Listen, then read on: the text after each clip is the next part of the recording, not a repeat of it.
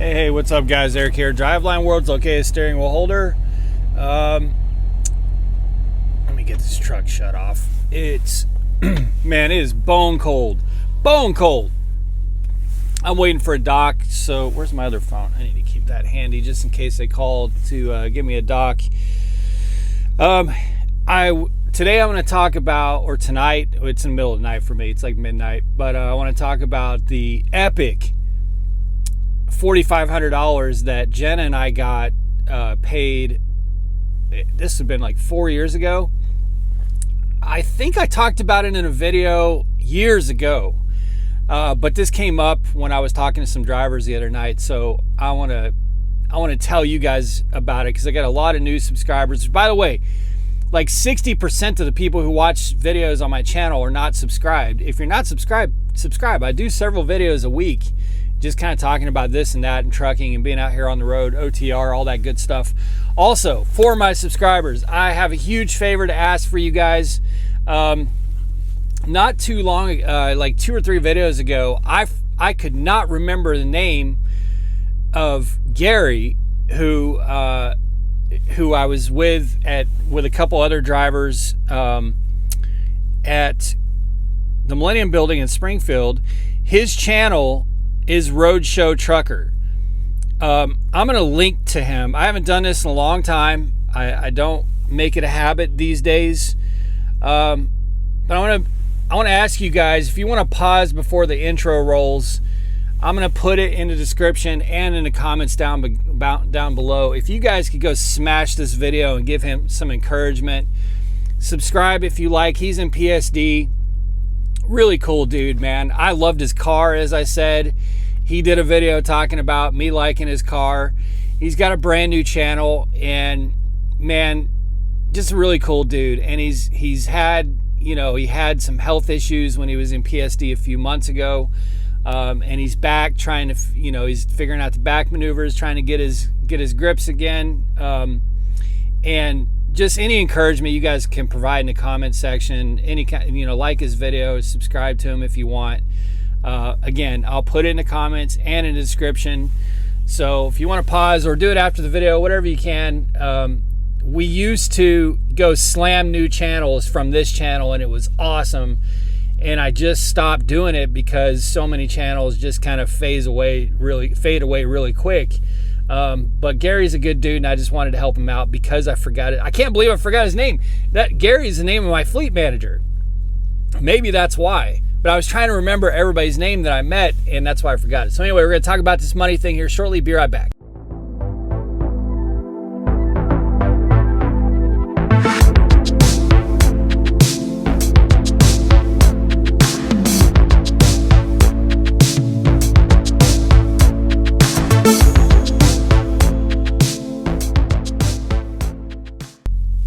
All right, so I'm realizing that I may be, I don't know, man. I may be taking up a little bit too much space. You can't see the lines. You can't see the lines of this staging area. So, and it's all ice, and that's why you can't see the line. It's all ice and shit. So, I don't know, man. If it gets really crowded in here, there's like 2 or 3 spots to my right, but there's no room out in front, and I don't think there's room to squeeze in here. So if somebody ends up needing that spot, I don't know if I'm gonna have to move or something, but they would definitely take my mirror off trying to get into that spot. Hopefully I get called for a door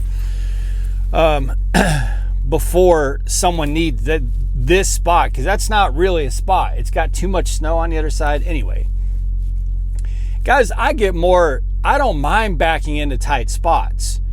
Like, I've backed into shit that I never thought would be possible, or at least where people told me I couldn't do it. And, just slow but steady, methodical, was able to make it happen. My concern with tight places is the other trucks that would be backing in next to me. And one of the things that's really stupid about this place is that the guard shack is, some of you will probably know, it's Kroger just south of Indianapolis. What is it, Shelbyville? Which I've been here a couple of times. I haven't really had like that bad of experience. I mean, it is Capstone, I think, but generally my 3 or 4 hours, It's not great, but I've had much worse. But the staging area is just way too tight. It's way too tight. And they make you slide your tandems all the way back at the gate and then come into the staging area and back into the super tight. It's not that there's not, look how close it is out front. You see what I'm saying? So the spots are so close that with that much spread between your drive axles and your trailer axles, man, the one thing I will say is that I guess if you came in here and tried to back up into one of these spaces with your tandems all the way up, a lot of people would probably rub up against the tractor on their blind side because you just can't have that much tail swing. But with the tandems all the way back, you've got now you're rubbing your trailer potentially up against the tractor on your view side, because you just got, anyway. That's why, because I just will not go into the sleeper. I notice all these guys are in sleeper. I ain't going in the sleeper. I need to be up here because there's no room for error, and I don't trust other drivers, man. That's what I don't like about tight spots. Anyway, so I was at campus, Millennium Building. I was actually in Springfield like 3 times within a week and a half. Twice loaded, and one time when I had to get all the work done on my truck. But I was able to spend a lot of time with a lot of drivers, and it was very cool. We went out to dinner, went to Walmart, ran errands with some drivers, and it was just really cool. But the conversation came up about this epic load that, like I said at the beginning, I think I talked about in an old video. But basically what happened was, I'm not sure of the exact miles, but I believe it was in the range. When Jen and I were a team truck, we got dispatched, and this was sometime during COVID. We got dispatched on what we call a Fight Club load, which is a load you can't really discuss much of the details about. But it was 500 miles for like $1,500.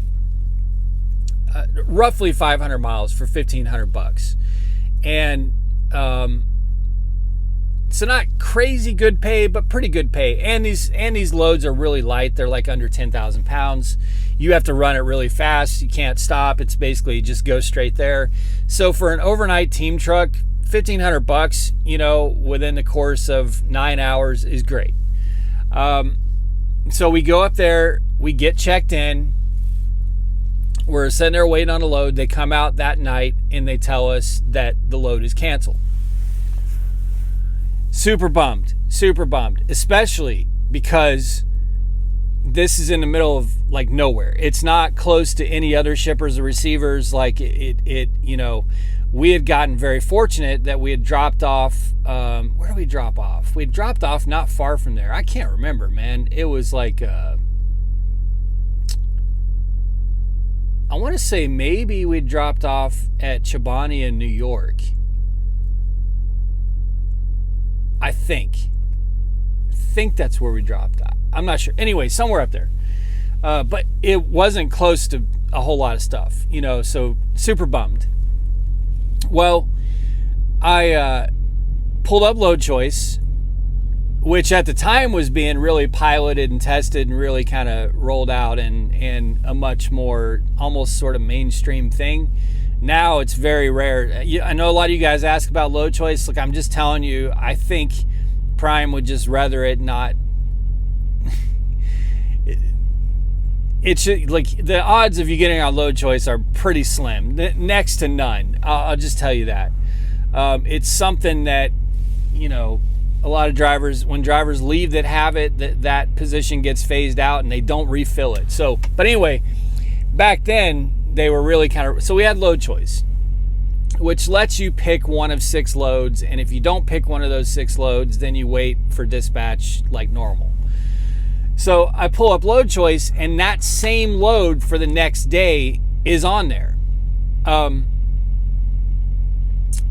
And in the notes of the load that we had picked up, it said truck order not used, was $1,500.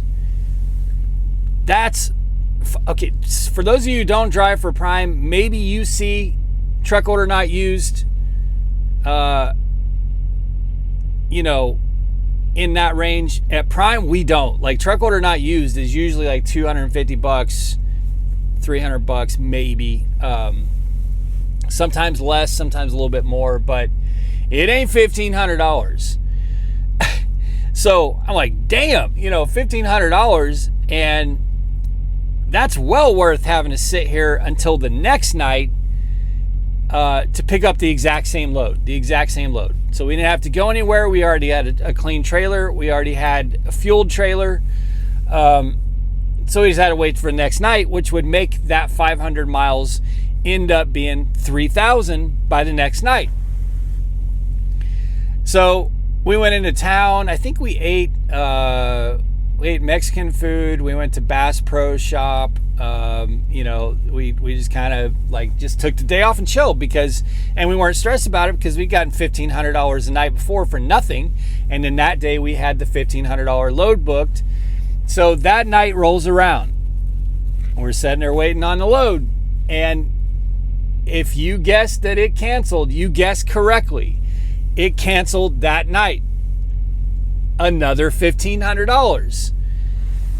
So at that point, and then I pull up load choice, and if you're thinking, oh my God, don't tell me, you would be correct. The same load was on there for the next night. So I booked it, and then I called my fleet manager the next morning, who was Chris Martin at the time, and he's in charge of TNT now in the training department, but he was my fleet manager at the time. I call up Chris Martin and I'm like, hey Chris, bro, I'm starting to feel like, should I feel bad about this? Because I'm starting to feel like almost as if I'm doing something wrong here, because what if it cancels a third time? Are we just going to sit here this whole week and rack up $1,500 a night for doing nothing? And Chris said to me, I don't know if you would ever see this video, but Chris said to me that it was starting to be remarked on around the halls of Prime that this was working out for us the way it was working out for us. Because come to find out, this was at the time, the highest paying truck order not used contract with all of our customers at the time. I don't know if it still is. But not only was it the highest paying truck order not used, they also paid immediately upon billing, which meant that you got it in that settlement. You didn't have to wait a week or 2 weeks or 4 weeks or sometimes 3 months to get the truck order not used. It was boom on that settlement. So he's like, no, man, don't feel bad. That's the business. That's what we're in. You're there and you have the loads on you. It's dispatched to you. If they cancel the load, that's in the contract. They pay the truck order not used. Which means the truck order not used is actually closer to 2,000 because Prime gets their cut of the truck order not used too. So it wasn't just $1,500. I mean, they were paying $2,000 a pop for these loads. So here we are now on a third day, a 500-mile load for $1,500 that we'd already racked up $3,000 on just for showing up, and now we got another $1,500 on it. And we go run some errands through the day. I think we went to a home and tractor place. Just killed some time, and then that night came around, and finally, and in fact, they almost canceled it that night. I remember when it was coming down to the nitty gritty, there was some back and forth, and they were coming out and saying, we're not sure. We think we're going to get you loaded, but we're not sure. Oh man, I see 2 trucks coming in that are going to have to park over here. It makes me nervous. A Hirschbach and what is that one? I don't know what the second one is, but it makes me nervous. Oh, the other one is the other one's a Kroger truck, so he goes straight through the front gate. He doesn't have to. So Hirschbach should have plenty of room over here. They need to start calling some of these trucks for doors because it's going to become a problem. Anyway, so they did eventually end up loading us that night. and then we left. But how crazy is it to do so little work? We both got 34-hour resets, and we're there for 3 nights and got $4,500 for a 500-mile trip. And it did pay on that settlement. That settlement week was crazy. Now, and we had other trips on that week too. Definitely missed those days for team trucks. Those days have not returned, from what I understand. I don't run a team truck, don't have a team truck. None of my trucks are team trucks. But all the team trucks that I do talk to now are like, just fighting tooth and nail for $8,000 or $9,000 a week in revenue. There's some anomalies out there, but for the most part, it's just warfare to even get $8,000 or $9,000. But I'll tell you, during COVID, man, a good, trusted, safe, on-time team truck was easily clearing 10 or 12,000 gross per week. It was crazy. So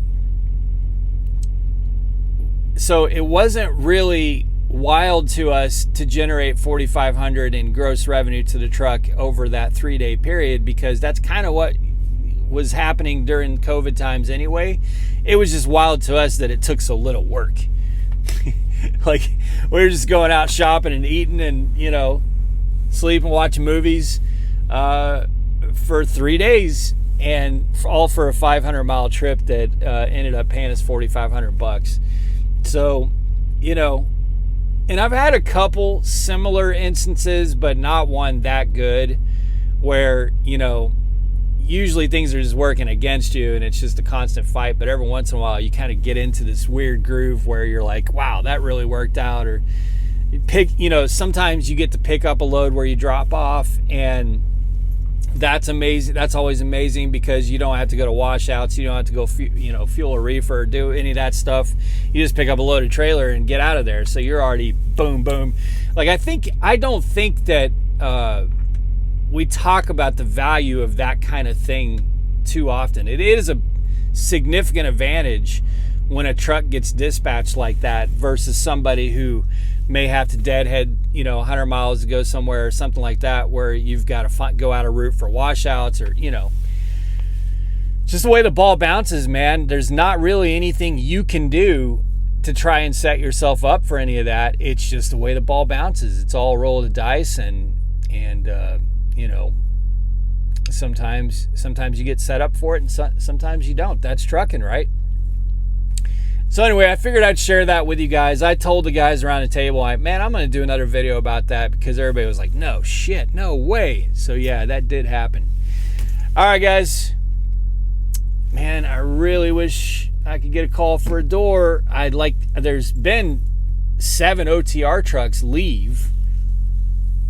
I don't know why you would just let the staging area just get absolutely stacked up and not start calling some of these trucks the doors. I mean, I'm not just being selfish here. Call some of these other trucks. Like, let's get moving through it. All right, guys, be safe, make good decisions, always drive, thrive. Talk to y'all soon.